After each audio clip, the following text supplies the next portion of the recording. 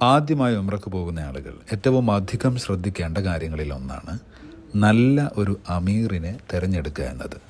കാരണം മിക്ക സ്ഥലങ്ങളും നമ്മൾ ആദ്യമായി കാണുകയാണ്. അവിടെയൊക്കെ ഓടി നടന്ന് നമ്മുടെ കൂടെ നിൽക്കാൻ പറ്റുന്ന ഒരാളായിരിക്കണം അമീർ.